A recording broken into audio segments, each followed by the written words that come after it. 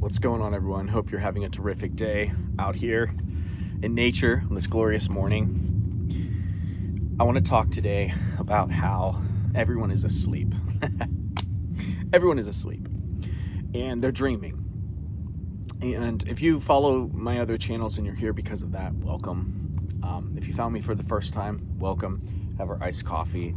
And I want to talk about this, and because it's very important. When I realized this, I'm going to give you a little bit of backstory, and then we're going to talk about how everyone's asleep. But when I realized this, I started noticing patterns people would do. And at first I was kind of terrified by this, but then it got to a place where I was like, this is kind of humorous. So let me give you a little bit of backstory. My entire life, I've had anxiety, existential dread, PTSD from my childhood, a very violent childhood, and I would have panic attacks throughout my life, and I would feel like disassociated, like reality would feel too real at times, or it felt like I was dreaming, or some people call this DPDR. And then I'd always kind of come out of it, but I could never shake the feeling. Fast forward to, I went on a road trip by myself. I was terrified to go on this road trip. I didn't know why. I hated road trips. And now I know why. Because I was alone with my mind, and I was alone to think, and I hated that. I didn't like to be left alone too long. Anyway, what ended up happening was, on that road trip, I had what people would classify as a panic attack or a psychosis break, what you would call it. Now I know it's a breakthrough. But at the time, people would say, oh, this was diagnosed me as you had some sort of anxiety, psychotic attack or something. But I wasn't like doing anything crazy, what I experienced was my awareness being aware of itself. If what I saw was, when I was on this road trip, when I was driving, I experienced my mind folding in on itself. It's really terrifying. Time stands still, and it feels like you're trapped. It basically feels like you're trapped in a literal mental hell, and it's going to last forever. And you're seeing violent images like flash in your mind, like it just horrific. I'm not even going to mention them because they're horrific, violent images. And I didn't know what was happening at the time. I just thought I was going crazy. But I kept driving the car, and I don't know how. Like, to be honest with you, I should have pulled the car off the road and just started running, screaming. And anyway, you see when people do crazy things, they're experiencing something like that, and then they're doing crazy things, and they put them in a mental hospital, because they're having a break from their ego, right? But they don't tell you about this in Western culture. In America, they don't tell you this. They don't tell you have a soul and that you're asleep and that your ego is a lie. They don't say any of this stuff. So when you go through something like that, what most people do, and it's very tragic, but what most people do is they admit themselves to a mental hospital. They get put on sedatives like Thorazine, Haldol, and that stunts the spiritual awakening, and they get stuck in limbo. They get fragmented. They say, well, something happened and they're just not the same. Well, the spiritual awakening didn't get to fully break out of the dream. The Matrix doesn't want that, so they put people back to sleep with drugs. They don't know that they're doing this. There's just not enough education on spiritual awakenings.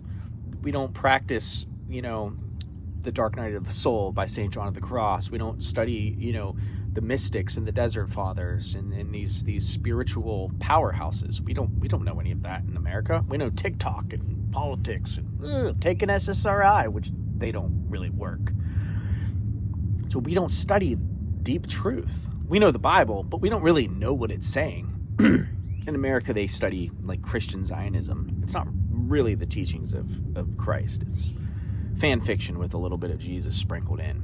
Anyway, point that I'm trying to say is that when people are going through DPDR, anxiety, PTSD, existential terror, they don't know what to do. And you go to the doctor's like, I don't know, take an SSRI. Sounds like a chemical imbalance. There's new information that's linking that depression is not even a chemical imbalance. That theory is being questioned. So a lot of mental health crisis, what it really is it's you're wanting to have a spiritual awakening. Your soul is screaming, and you have been living in a country, a Western country, or society that has suppressed your soul for a very long time. You don't even know who you are anymore, but you're dying to know. And when you find it, it's like the most amazing thing you could ever experience. So after the mind bend is what I call it the mind bend. I'm going to write a book on it. After the mind bend, I went to a doctor because I was feeling very unstable. It lasted 8 hours, which felt like an eternity. But after the mind bend, I was feeling very unstable, so I reached out to a doctor. Of course, you're undiagnosed, you're ADHD, you need Adderall, and you're, this, so you need SSRI, and you also need a tranquilizer so you can sleep. So I started taking those. But what I realized is that they made me feel worse. They made me feel like more worse, I didn't know what was going on. And I felt like the doctor didn't really know either. So I stopped taking them because I couldn't even sleep at that point. I stopped taking them, and I just felt like I was in hell, really. Like a mental hell. Like I felt like I didn't know what I was anymore. And I don't know. I just was like, well, I guess I'm in hell. So after living or purgatory or something, it was spiritually, I felt something had changed. I just didn't know what it was, but I just thought my life was over, really. And this is what it is. So anyway, after living like that for about 6 to 8 months, I decided I'm going to go travel. Because if my life is really over, it might as well be over on a beach. Better scenery than Tennessee. So I grabbed my bag and I grabbed a passport and I said, I'm going to go travel. And I started going and traveling. And I was going to all these exotic beaches, staying in Airbnbs, chilling on mountains, and just living it, man. I was doing it. And something started to change inside me. I started realizing I wasn't hopeless. I started realizing there's so much hope. And then one day I had the full spiritual awakening. I sat down. This is so trippy, but I sat down on the ocean and I sat there and I just knew that I had to let go. I just knew that I had to let go. You're like, let go of what? Everything. Every bit of control, just let it all go. And I let go. And I felt that there were chains falling from my awareness, like falling from my eyes, like chains. People, the mystics call this the veil was torn. Paul said that scales fell from his eyes and he could finally see. The Bible talks about this. They talks about a veil. Well, the veil got ripped off my eyes, off my awareness. And when that happened, my awareness went out into eternity, and I felt like I was just aware of everything. Everything was inside of me. That's what it felt like. My awareness wasn't localized to myself, if that makes sense. How you're I'm stuck in my head. I'm stuck in my own consciousness. Well, after you have an awakening to this level, then your awareness, you realize, is everywhere. It's in the trees. You're the tree. You're everything. I'm the phone. I'm everywhere, and I'm everything. And at first, it's completely terrifying. I believe deep down, this is what everyone's really, truly afraid of, is that they're that powerful. They're that free. The ego hates it. Because at that point, there's nothing left for the ego to defend. There's nothing left for the ego to do. The ego has been seen, and the ego never wants to be seen. It wants you to never question it. So after that happened, I was just terrified. I was like, oh my, it was like, it felt like I was suspended in infinity, with God. And that I was completely naked, spiritually, there was nothing, nowhere left to hide, nothing. I felt hollow. I felt like, I was like, who am I? What am I?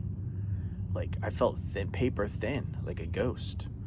And I felt like I was wandering around like a ghost, like stumbling around. I felt it was extremely disorienting. I wanted to panic, but then part of me was like, I feel so free. I was crying. I was just feeling so much love at the same time. And like, part of me was completely terrified, but then part of me was just like, I was like, this is so beautiful. Like, there was moments where I would listen to music and I felt like everything was synced. What does that mean by that? Like, I could feel the music inside of me. I felt like I became a subwoofer or something. Like not physically, but like I felt the music was just like it was inside it was in me, and it felt like the surround sound. It was like it was everywhere. It was just everything. The music was in everything, and it was just vibrating. It felt like everything was an EDM concert. Like I could see electric fields and trees, and I could touch a tree, and I could feel the energy of God in the tree. And I would ground myself, and I don't wear shoes because I want to feel Earth's energy, because there's frequency and energy everywhere. And I remember standing up on the ocean, and I looked at the waves, and the waves were just bumping to EDM, to like Skrillex bass drops and stuff like that, and everything was synced, and I was like, wait a minute, I'm in heaven. Heaven is now, and everyone is asleep. And I woke up, and now I see it. I see how everyone's asleep, and I can explain it to you like this. Everyone is asleep inside their mind, meaning they wake up, they go, they take their phone, they swipe, they scroll, they go to their job, they chase, they don't have enough money, they're not attractive enough, they got to be ripped, they need Botox, they're getting old, they're just running and going, doing. They're in loops in their mind that are telling them to do that. They don't know how to be present. Sitting in the still small voice, sitting in peace and silence, terrifies them. It looks stupid to them. They don't want to do it. I was like that. That's how I know. It's so powerful. The urge to not sit, the urge to do, run, chase, become, have to get more. Everyone's operating in this mode. Everyone thinks, I'm just an overthinker. I think too much. Some think that they're smart because of it, because they have 1,000 thoughts racing in their head all the time. They can't turn off. But every single person on the face of this earth, unless you've had a spiritual awakening, the mind bend and all of that basically dies. And what you're left with is just awareness. If you don't have that, you're stuck in a dream, right? Why do you think the Bible says, awake, O sleeper, from your slumber, and Christ will shine on you? The Bible is a love story of God calling his children to wake up. You don't go to heaven when you die. You wake up inside of it now. And you continue to integrate in this life, if you're lucky, to heaven. When you die, you take off your body like it's a coat. You just discard it, and then you transcend into the divine realm, the heavenly realm, right? The third, Apostle Paul says, I knew a guy, right, 14 years ago who got raptured up into the third realm. There's different realms of heaven. We're on earth. Once we discard our body, we're able to transcend into the third realm, into the other realms, like Paul did. The Bible talks about it, bro. Everything I'm saying to you is in the Bible. It's just not how you were raised to read it, but it's all there. And so what I realized, I was like, everyone's asleep. At first I was terrified. I was like, am I hallucinating? But I don't do drugs. I don't touch them. I'm sober. This all happened completely sober. I wasn't seeking awakening. I wasn't seeking a sort of anything spiritual. I was just a base layer American Christian, that we don't believe in anything mystical. We really think it's like the devil. Whoa. Now I realize that that's just ego keeping people afraid of truly being free. So everyone's asleep and they think they're awake, but they don't question the fact that they're stuck in a dream. Anyway, I'm going to continue this series. It's very humorous when you finally realize it. It's very, you know, because that means that, like, you could just wake up at any point in time if you want to. You could just, like, sit down like I'm doing and just sit there. But then people would have thoughts in their mind and be like, this is boring. You need to go do this. You need to do that. We need to do this. It would just be like an urge. I need to get up and I need to do something. I can't just sit here. I can't just chill. I got to go on my phone. I got to read a book or do something. Like, I just can't just sit here. Do you see what I'm saying? That's a major red flag. You can see it everywhere now. You're like, you want to sit down and meditate, and watch people squirm like after like 30 seconds. I don't know. I don't like this. It's the ego squirming. See, and then you can see it. Before, you don't ever question that as a red flag. It's a major red flag, bro. That's what keeps you asleep. Because you're not seeing reality. You're seeing a 2D rendering of reality. What do I mean by that? Well, when someone sees a coffee in the dream, they see how many calories, they see thoughts about it. They don't see the coffee. They don't see the tree. They see, oh, that's over there, I'm over here, that's a tree. They see words and stories associated with it, and that's how they go through life. They go through life with a constant narrator inside their mind. This person judged you, that's this is that, there's a stop sign, that's this. So they're seeing reality through a 2D rendering, words. So they're not living in 3D, they're living in a dream. It's a voice, it's called the ego, and it's narrating their life as they're experiencing it. And what is the difference from that in an actual dream? In a real dream, if something crazy happens, like you're riding a unicorn through space, you don't question it. You're in a dream, it's just real to you. Everyone is in a dream now. It's called their mind, and they can't question it. And when you wake up, you see it clear as day, bro. Clear as day. It's so obvious, and you're like, you can't even like, even this video will probably make people angry. Even this video will probably trigger people. Because the ego will be like, this is crazy, this isn't real, you're crazy. That's the ego, bro. I can see it so easy now, bro. I just call it out. I just like, that's ego. Call it out, you know? But deep down, people know it's what I'm saying is true. If your soul feels it, you know. You're like, I'm asleep. This dude's right. There's something more to life going on. There is. Your soul's been chasing it your entire life. You just forgot. Anyway, I'm going to talk to y'all later. Peace.